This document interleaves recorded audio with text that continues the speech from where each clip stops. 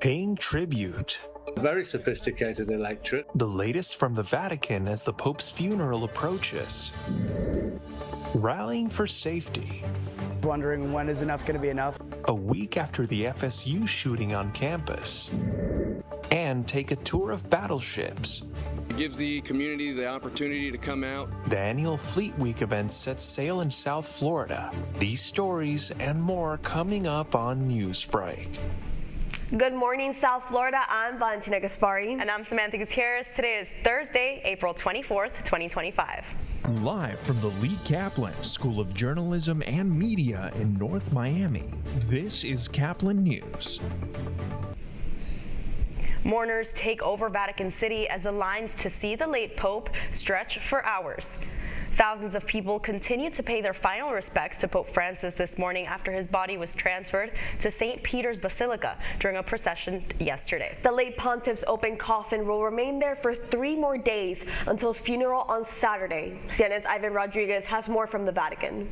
As the body of Pope Francis is lying peacefully in state at the altar of the Confession near the tomb of St. Peter in St. Peter's Basilica Wednesday, outside a somewhat different feel, crowds sprinted to get in line to view the body before viewing closed midnight. All Wednesday, the walls of the Vatican City at a swell, with lines stretching as far as the eye can see, as thousands of mourners waited to pay final respects to a man they felt they knew. He cared for the poor, for animals, and changed the Catholic Church. Trying to unify and accepting different religions, races, and genders. Cardinals were the first to pay their respects among thousands of mourners passing by.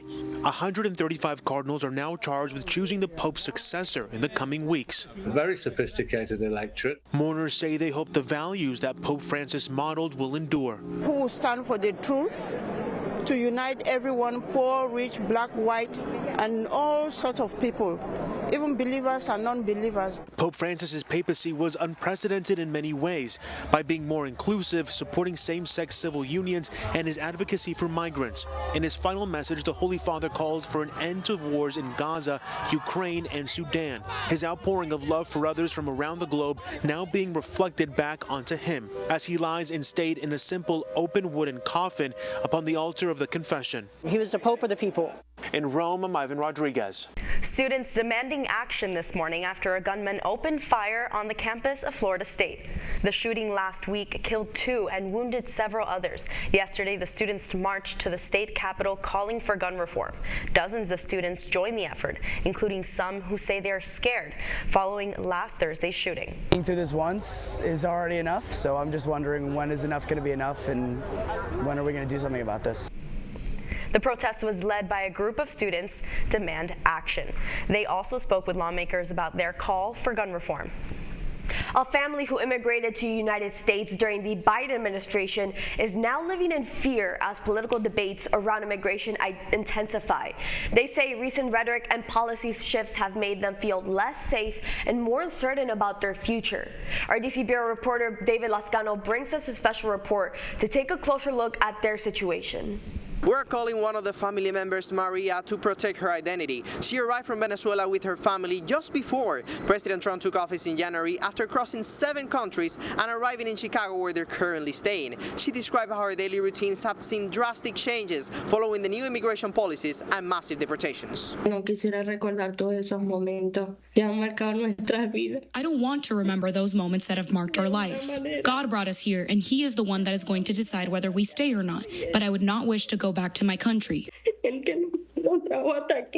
She says that her family came to the United States after being persecuted back in Venezuela for speaking against the government, and that they wanted a better future for her 2 children, currently in middle school. She mentioned how she feels that her family's safety has worsened with the Trump administration. With the Biden administration, we did feel welcome, but with this new administration, I live in fear. To the millions of illegal aliens that Joe Biden's releasing our country in violation of federal law, you better start packing now. It's risky to be in public spaces with the kids. We only go out when it's needed. School, work, and straight home.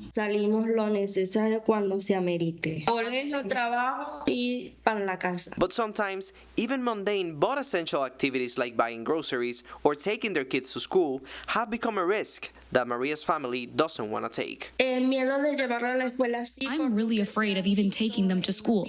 I've seen news about members of ICE coming to the schools, and that worries us, that they would be waiting for us at school and take our children away. She adds that this has created a lot of anxiety for her children, who fear that they will be separated from their parents. My little girl is very nervous. When she sees the police, she starts having panic attacks, and I tell her, calm down, because then it raises suspicion.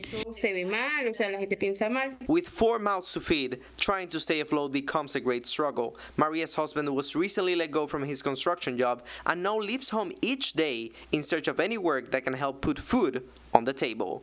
But for her, the job hunt has become increasingly harder. When I started applying, everything was simpler.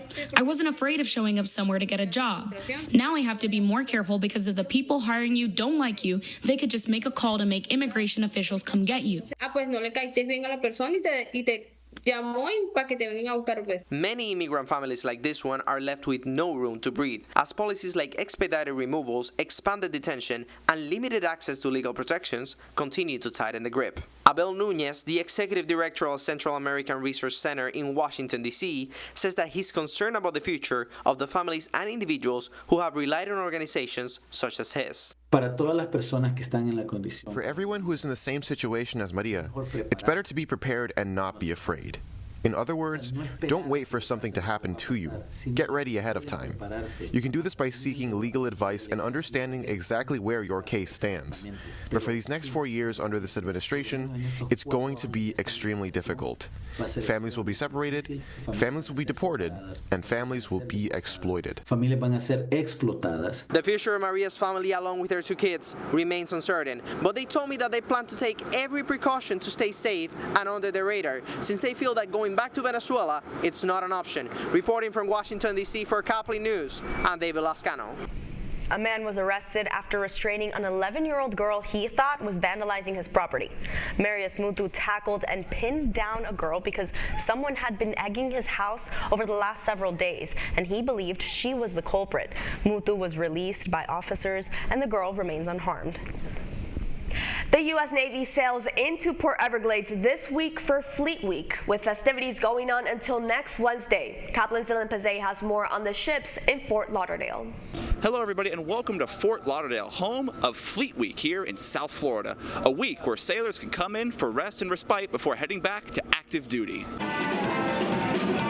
Fleet Week is an American Navy tradition that happens all around the country and has had a home here in Port Everglades for over 3 decades. Not only does this help build morale before deployment, but it also gives members of the public a chance to see these larger-than-life warships up close and interact with Navy personnel. It's the second time I've been to Fleet Week. Last time I was here was 14 years ago in 2011, and I think it's really important because it gives the community the opportunity to come out. They get to see all the ships, submarines, see what the Navy's about, and it'll probably inspire some people to maybe want to do this job there in the future. While Fleet Week is mainly a Navy showcase, the Marine Corps is also integral to the operations of some Navy vessels and will accompany Navy sailors during Fleet Week. Staff Sergeant John McCall shared a favorite experience of his from a past Fleet Week. I went to a Fleet Week in Los Angeles, and a lot of the people there didn't even realize that Marines, we're more than just hardcore fire-breathing warriors. We have personalities as well, so they found out that a lot of Marines have a great personalities. We're funny, we like to have fun, as well as just get out there and get in with everybody at the local businesses, so yeah. If you're disappointed you couldn't make it out here today, worry not, because Fleet Week lasts a week and will not be done until Wednesday. For Caplin News, I am Dylan Pazay. The Heat returns to the 305 against the Cleveland Cavaliers. That's all ahead, and so is the story. So this is an oasis in the middle of the agricultural lands. A project in the works for more than 3 decades could finally see some long-awaited answers. Newsbreak will be back in 2 minutes.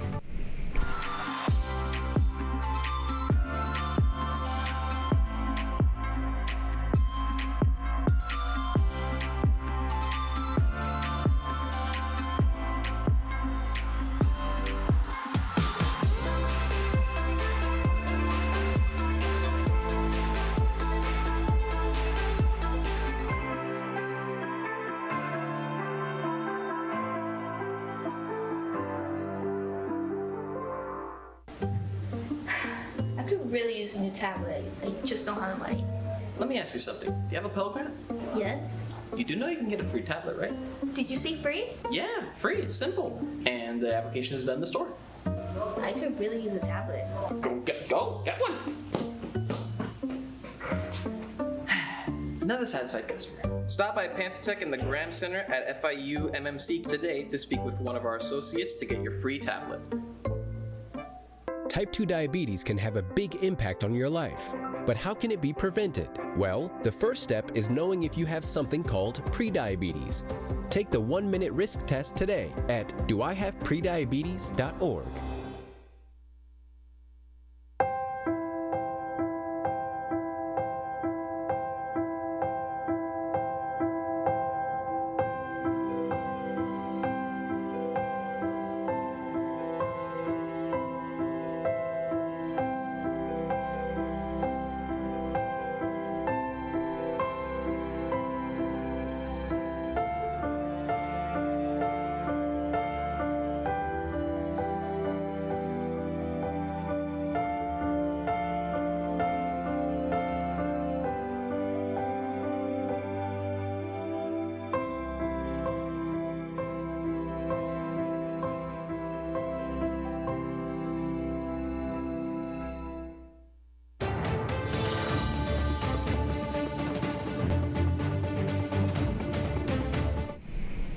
A zoological place inviting visitors to explore beneath the surface. A team of researchers go above and beyond hunting for fossils at Monkey Jungle. It's a zoological park founded in southwest Miami-Dade during the 1930s. Caplin's Chloe Barnett spoke with one of the archaeologists and has more on the story. Over 30 years ago, the archaeologist Bob Carr discovered fossil specimens in Monkey Jungle that date back over 10,000 years. Now he's headed back to see what else he can dig up. Monkey Jungle is a zoological park established in 1935 in Miami, where visitors can interact with different species of monkeys. The park is also home to solution sinkholes, where many significant fossil specimens have been discovered. Fossils were first discovered at the site in 1994 by archaeologist Robert Carr, who has returned several times and emphasizes the importance of the findings. So this is an oasis in the middle of the agricultural lands. There are others, but this one is important because it's accessible, because it has the opportunity not only for scholars, but for the public to directly experience what it would have been like in terms of the fossils and the animals specifically that would have been related are part of South Florida such a long period ago. During this trip, researchers used a method called coring, which involves extracting deep samples from the ground to look for fossils and other signs of past natural events, looking for indicators of what this habitat was like many years ago.